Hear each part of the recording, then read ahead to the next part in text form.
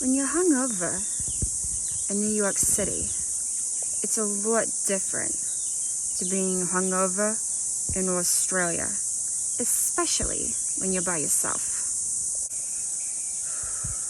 First it was the Aperol spritzes. Then it was the espresso martinis. I think came next tequila shots.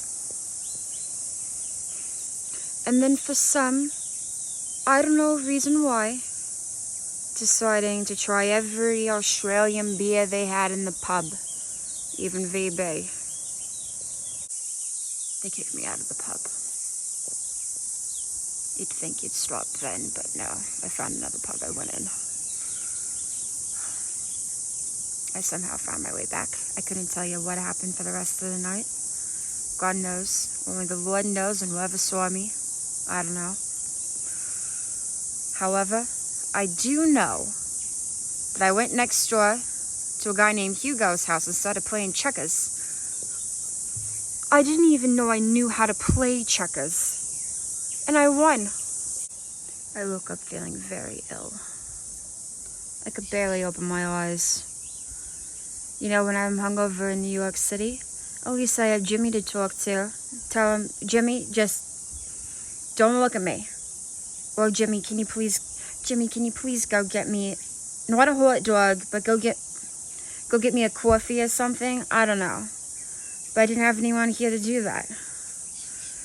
So I needed a way to get myself together because I was feeling like I needed to leave Australia, okay? I feel like I really needed to leave.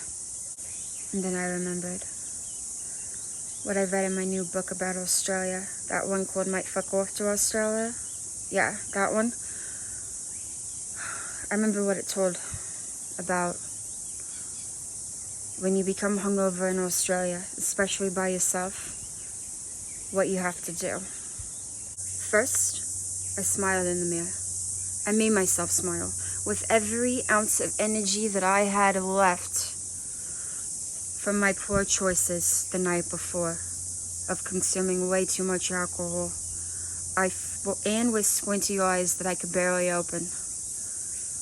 I forced myself to smile in the mirror. It puts some kind of endorphins in your brain, maybe, I don't know, but I did. I smiled in the mirror. I then made myself have thoughts of accountability, which I never had in New York. I would just sulk all day. But you can't do that when you're in Australia. You just can't. You think, you know, I do this to myself. I cannot complain for feeling so awful. I drink that amount of alcohol. You gotta accept it.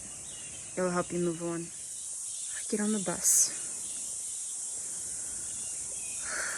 I'm breathing slowly, believing that it's all gonna be okay. I'm on the bus I get on the bus trying to get to Woolies, trying to find a Baraka to put in the water. However, I had to make a stop. I had to get off the bus early, and I had to go yak behind a bush. I didn't think anyone saw on the bus, but then I look back and I see everyone's laughing. You know, to be honest, it actually made me feel a lot better, okay? In New York, people wouldn't even bat an eye. But here, everyone was it was actually nice. I bought the Baraka. I walked into some random cafe. I went straight for the free water tap. No one batted it away. I think that I didn't say hello, that I just went straight for the water. I think that they just saw me, the way I was looking, and they're like, oh my God, she needs water, and she needs it now. So I put the Baraka in. It started to get me feeling better about myself. As I'm walking back, I run into Hugo. He's walking his dog. And then he says, Cardotti, are you a bit dusty this morning? And I look at him and I say, Hugo, does it look like I'm holding a broom? I'm not dusty. Hugo then says, Cardotti, are you hungover? That's what it means. Are you hungover? And I say, Yes, Hugo. But I've smiled, I've taken accountability, and I chugged a Barocca, okay? He then invites me for checkers later. Maybe I'll go.